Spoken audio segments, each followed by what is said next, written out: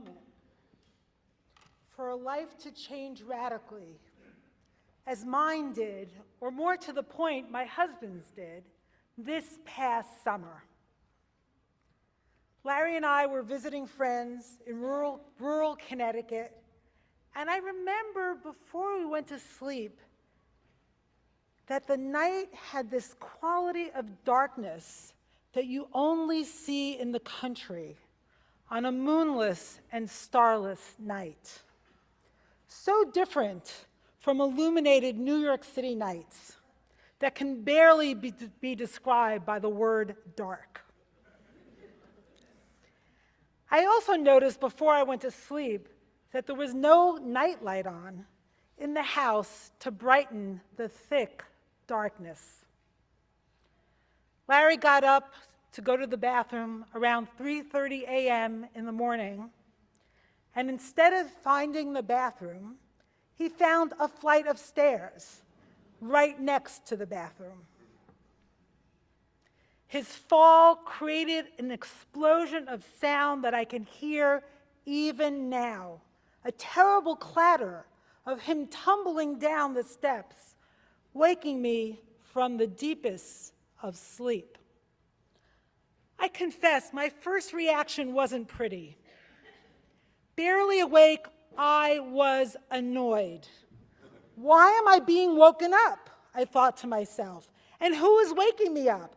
Who is bothering me? I needed my sleep. I needed to be undisturbed by the world. My equilibrium was being messed with. And more than anything in the world, I just wanted to be left alone and go back to sleep. And then I really woke up.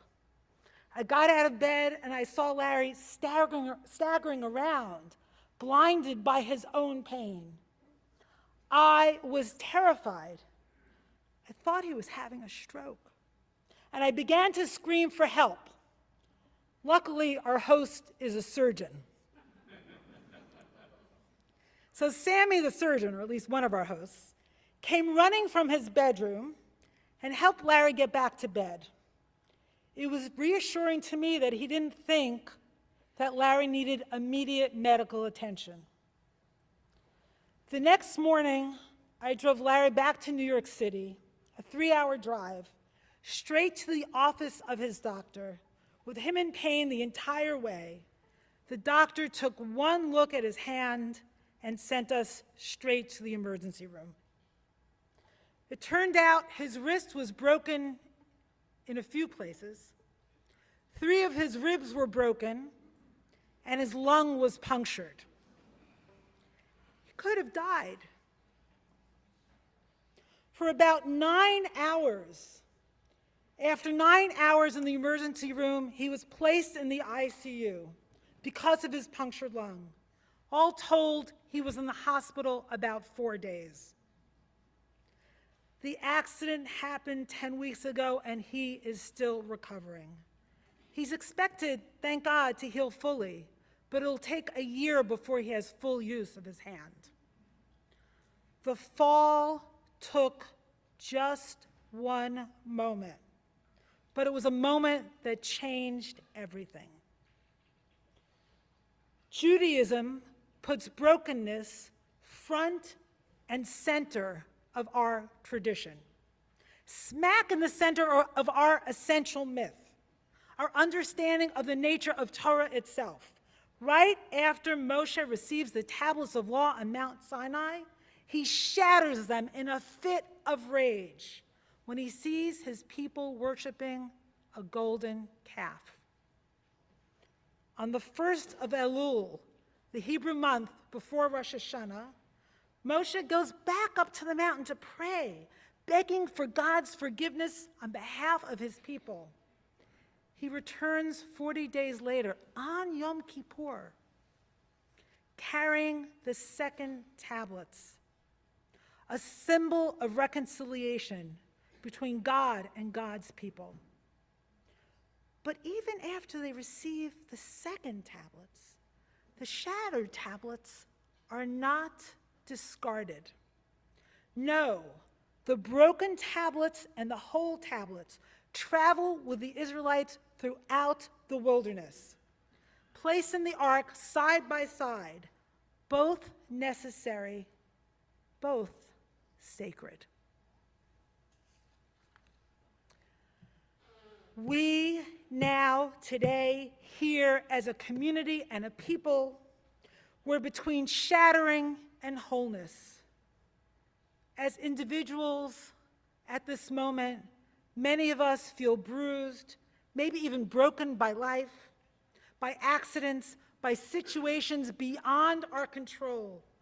Or we're reckoning with the ways we've missed the mark so painfully this past year, the way we've hurt others that are close to us, or maybe even the ways we've hurt ourselves, betrayed ourselves, or maybe we feel we've betrayed God, God's self. We stand here as a people shattered, forever changed by October 7th, by the atrocities of that terrible day and everything that has unfolded since. The hostages still captive, our people still at war with Hamas, and now at war with Hezbollah, and under attack from Iran. So many lives and families destroyed in Israel. And beyond, in Gaza, on the West Bank, and now in Lebanon. Israel is threatened on multiple fronts. So many of our people are exiled from their homes. We stand here terrified for them, for what they are facing. We have no idea what's coming their way. And here in this country, many of us stand also in fear before the coming elections, before our uncertain fate of what violence might emerge. It's hard to imagine wholeness, isn't it, in the face of ongoing shattering. In yesterday's Torah dialogue, Rabbi Ingber and I discussed how God finally fulfilled God's promise to Abraham and Sarah, granting them their beloved and long awaited for child Isaac. But in today's Torah reading, that promise is threatened, apparently broken by God, God's self. God commands Abraham to take Yitzchak, the child he loves, Asher Ahavta, that he's waited for decades, and sacrifice him upon an altar. We can all imagine that Abraham stands confused at that moment. Sacrifice my son? What? The one that Sarah and I waited so long for? But God, you promised. But Abraham obeys God and binds Isaac to the altar. Imagine how terrified poor Isaac was at that moment to see his father stretched out, holding a knife in his hand, ready to slaughter him. A complete betrayal of their relationship. And then at the last moment, the very last moment, an angel of God, Malach Adonai, calls Abraham from the heavens. Abraham, Abraham, put your knife down. Don't do anything to your child. Al tishlach yadcha el hana'ar, ve'al ta'as lo me'uma. Our ancient rabbis teach us that at that moment, Abraham is completely confused, befuddled, bewildered. He feels that God is playing him. One moment, God's promise is fulfilled. The next, it's broken. And then the next, it's restored all over again. Isaac is ultimately saved, but he never speaks to his father again. Abraham and God never speak again, and Sarah dies shortly after this episode. The child saved, yet the family shattered, never again to become whole. One can just hear Abraham crying out, after all that, God? After all I've done with you and for you, how could you? And often that's our cry too. God, how could you? Or life, how could you? I mean, what are we promised after all? What are we guaranteed? Health? No. Wealth? No. Happiness? No. A home that won't fall into the ocean? No. Living in a democracy? No. Long life? No. Our children's survival? No. The survival of Israel? I don't know.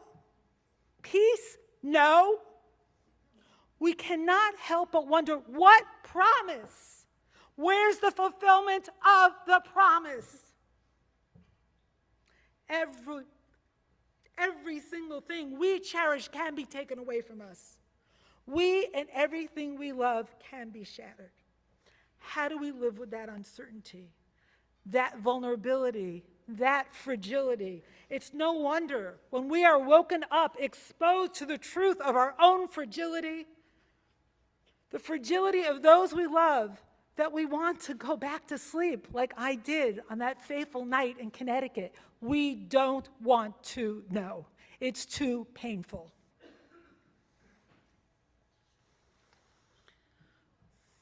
There's something else I want to tell you about that night in Connecticut. As you can imagine, Larry was in pain for the rest of the night, really in agony. And he didn't sleep at all, and I went in and out of sleep. But what I remember most vividly was something that he did that was completely uncharacteristic, something that shocked even me.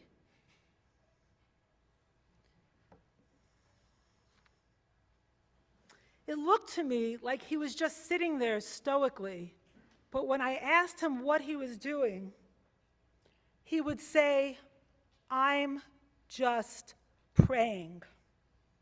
He prayed.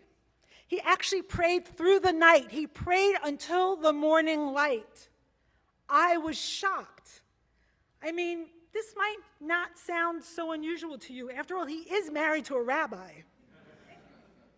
But the truth is, my husband, an investigative journalist, doesn't really pray. He investigates.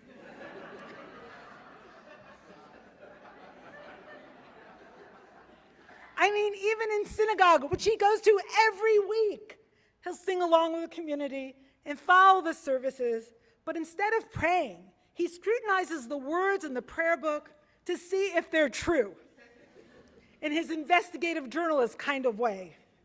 In fact, truth be told, but don't tell him, I avoid sitting next to him.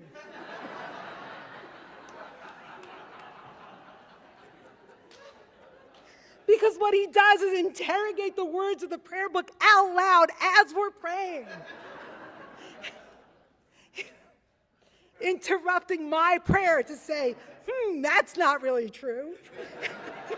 And this isn't true, as if he's the prosecutor, turning to me as if I'm the defense attorney. For the Siddur or the tradition or even God, a role I really don't want to play. So the fact, by the way, he says I'm exaggerating a little bit. So the fact that he actually prayed that night for hours was remarkable. There was something about his broken state, his agony, that led him to prayer. But what was it? I asked him a few days ago. Understandably, his memory of that night is a little bit fuzzy. But once he dug a little bit into the experience, he remembered. He prayed, he said, that there be a presence that would get me through. And if I did get through, I would thank that presence. He doesn't remember more than that. But for me, the image of Larry in his broken state, turning inwards or maybe outwards in silence, in a state of excruciating pain, trying to hold on to God who maybe existed during an ordeal, is indelibly printed on my mind. What is it that we turn to in the face of radical insecurity? In the face of shattering, what presence will get us through? Maybe the Akedah, the binding of Isaac, holds a clue, a hint of what might help.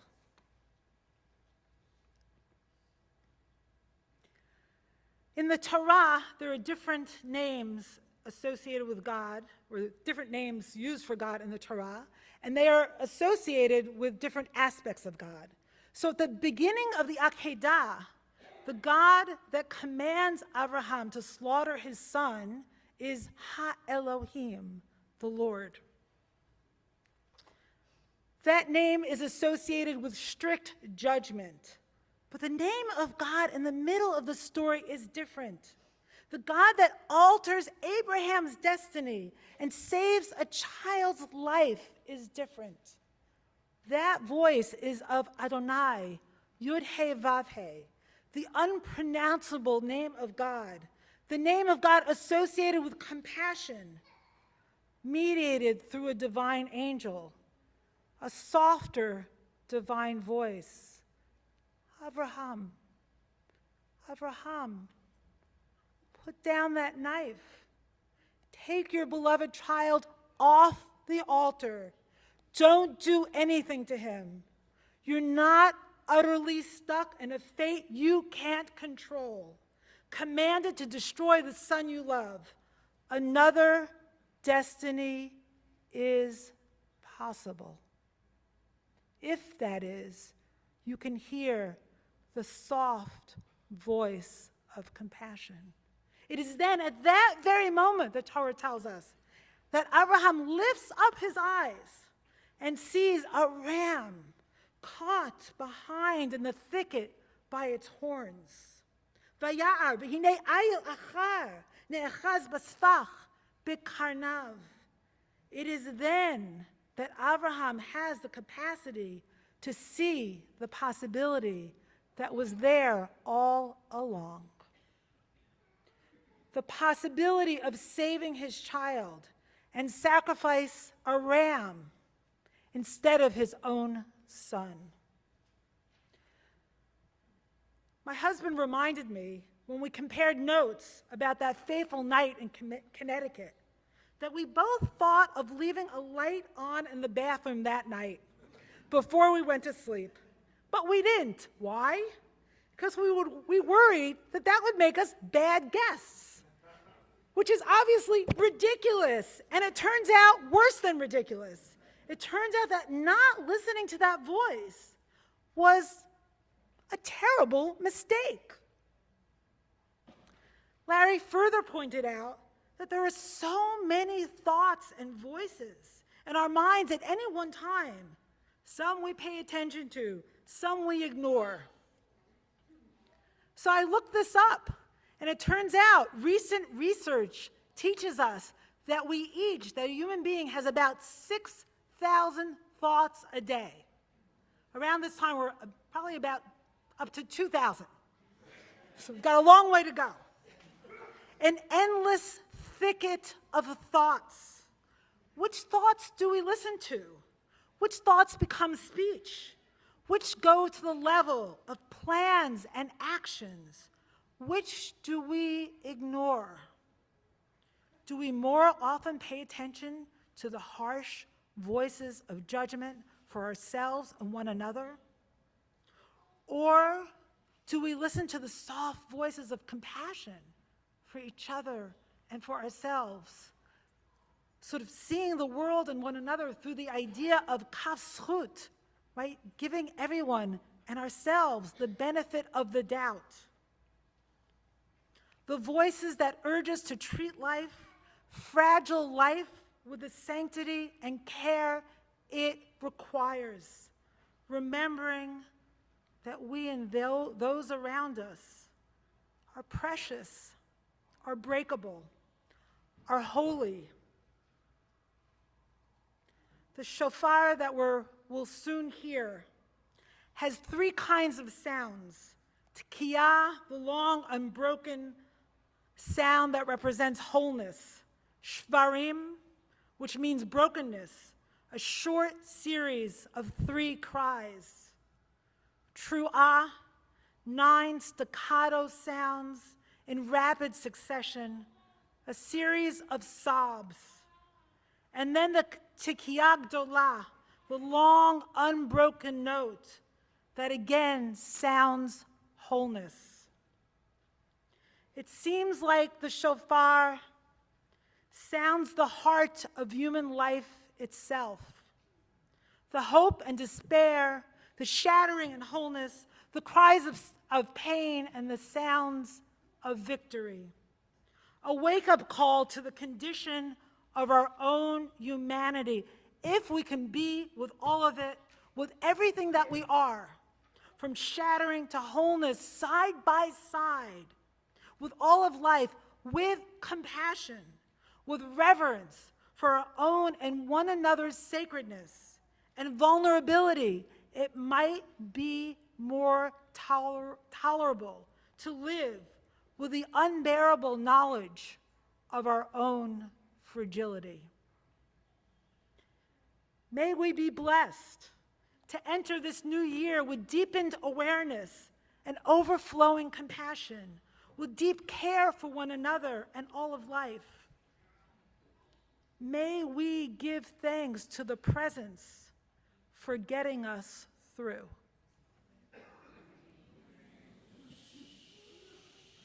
Exactly.